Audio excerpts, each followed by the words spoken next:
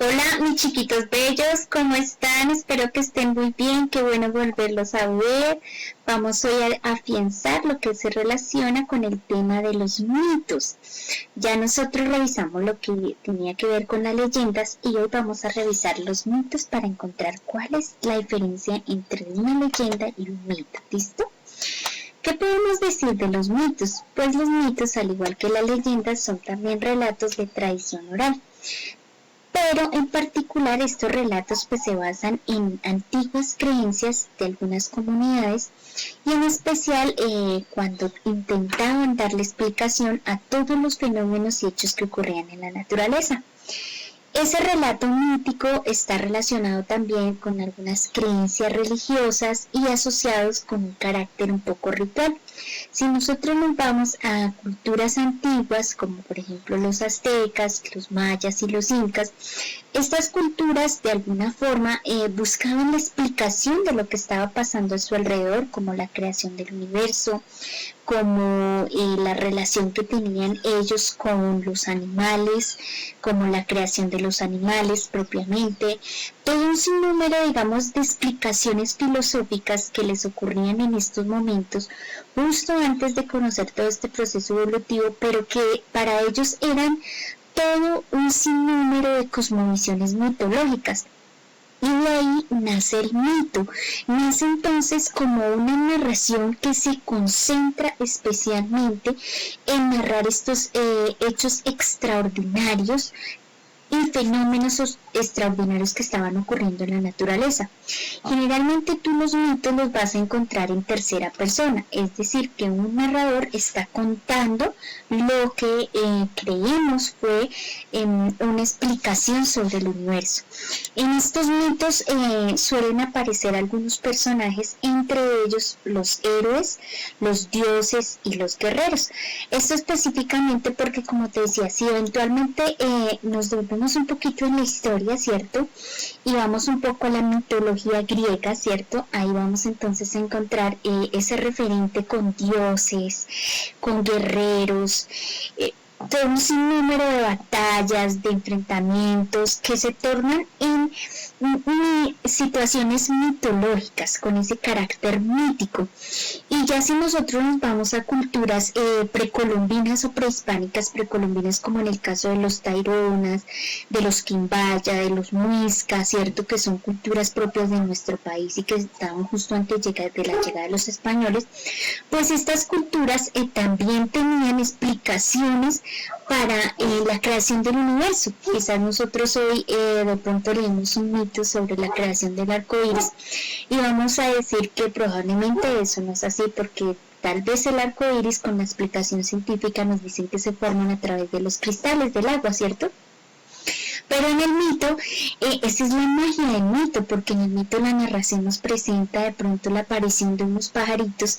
Cada pajarito tenía un color en sus plumas y una vez esos colores se fundieron para ayudar a un pajarito que no tenía colores en sus plumas, pues de ahí surgió el arco iris. Esa es una explicación mitológica sobre la creación del arco iris desde la cosmovisión de estas culturas precolombinas. Entonces, mis chiquitos bellos y hermosos, hay que entender que esta mitología realmente es una tradición cultural muy valiosa para nosotros y que se sigue preservando aún en todas las generaciones, precisamente por toda la cosmovisión, por el lenguaje mitológico, por todo un sinnúmero de situaciones y fenómenos que se van narrando, que nos invitan a desarrollar no solo nuestra creatividad, nuestra imaginación, sino a entender un poco cómo estas culturas también veían el universo en ese momento. También hay que decir que en cuanto a los mitos, pues el tiempo y el lugar son remotos, es decir, nosotros de pronto tampoco no podemos contemplar o especificar el mito en un año específico, en una fecha específica, al igual que la leyenda, ¿cierto?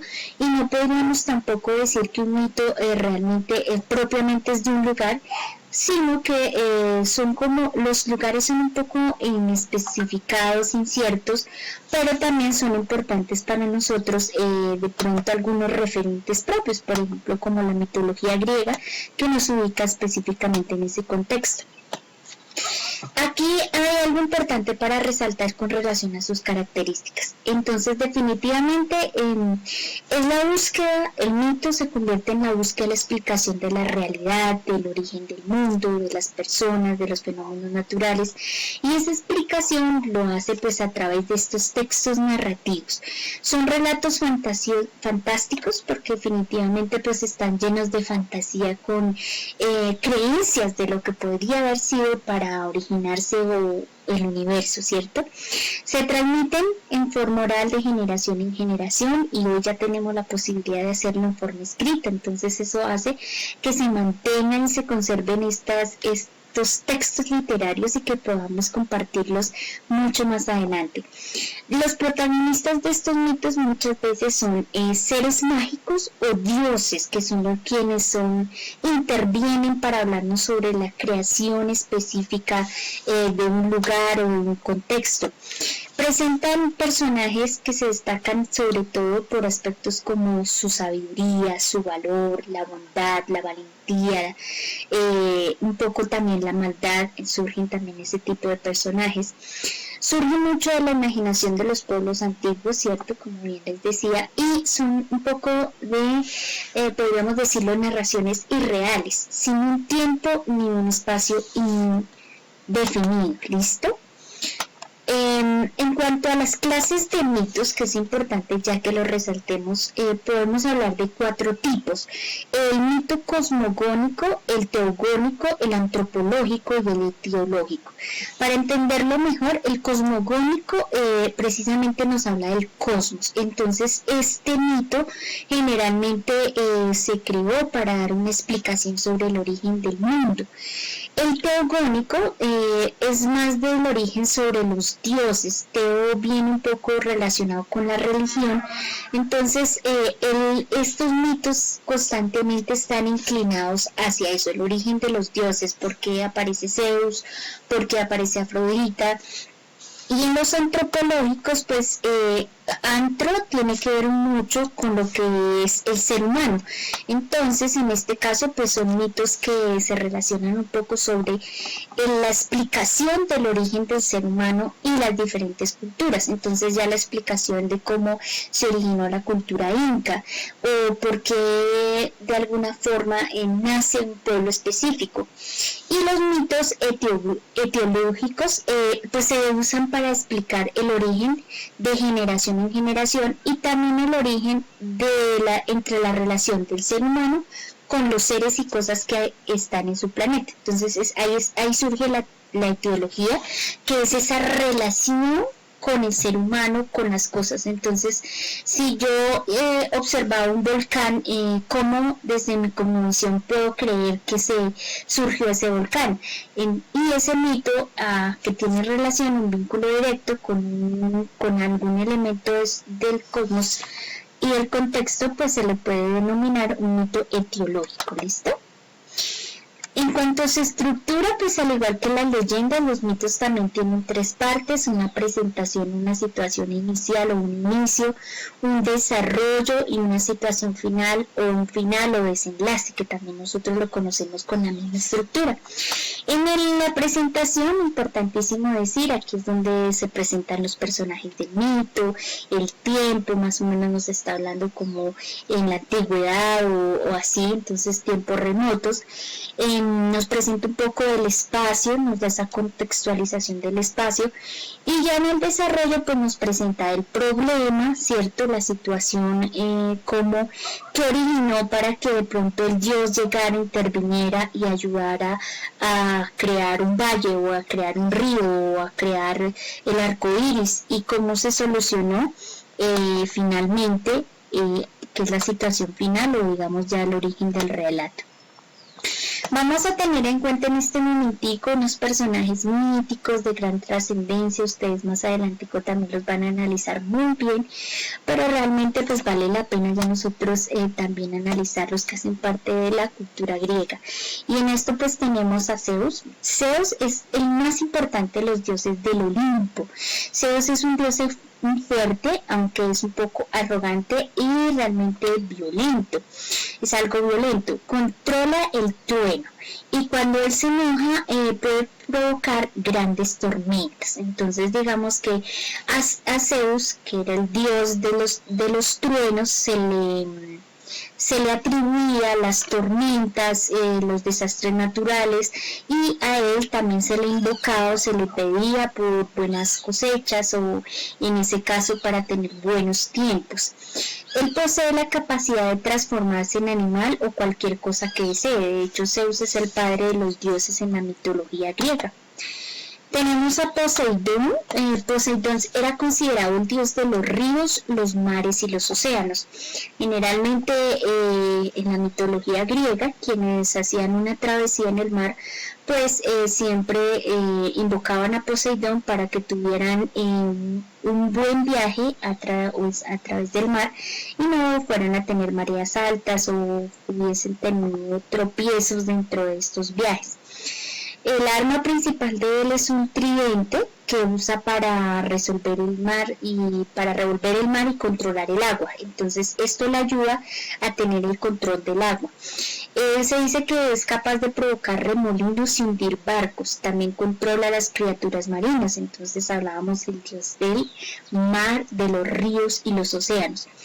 Él a su vez, dentro de esta mitología, se considera el hermano de Zeus. Él vive en el monte Olimpo y en un palacio debajo del mar. Cuando está allí se transporta en un carruaje tirado por caballos de mar. ¿Se imaginan cómo es Poseidón?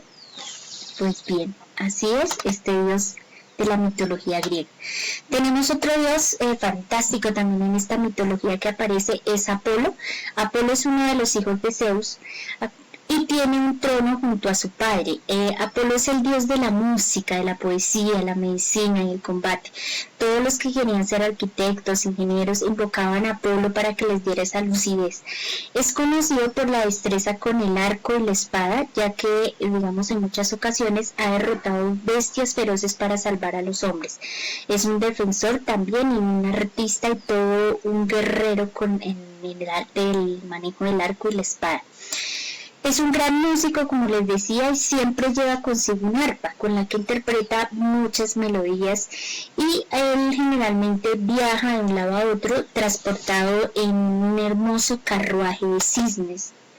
Afrodita, por su parte, es la diosa del amor, la belleza y el matrimonio. Ella se dice que nació en una concha marina y su belleza es tal que puede enamorar a cualquier hombre que la mire. Afrodita se casó con uno de los hijos de Zeus y tuvo un hijo llamado Eros, que también fue conocido como el dios del amor. Él se desplaza volando sobre una nube, arrojando flechas a los hombres y haciendo que se enamorasen perdidamente la primera persona que vea. Entonces Afrodita es esa diosa del amor, entonces quienes de pronto estaban muy enamorados invocaban a ella para que les diera lucidez en sus matrimonios, en sus hogares, inspirados en el amor, con esta diosa del amor.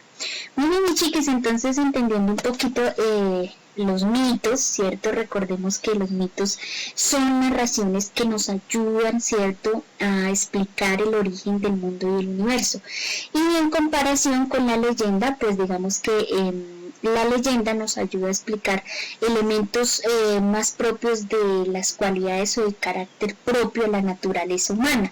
Entonces, de alguna forma es lo de la Llorona, ¿cierto? Ahí es más de la naturaleza humana. Mientras que el mito podría trabajar cómo se creó un río, cuál fue el origen de un río, o cuál fue la aparición de un dios en ese vínculo del amor. El mito tiene un carácter totalmente universal, entonces es más general, mientras que la leyenda es más local. Yo les decía, esta se acentúa más en una zona geográfica, entonces podemos hablar leyendas del Amazonas, leyendas de la región andina.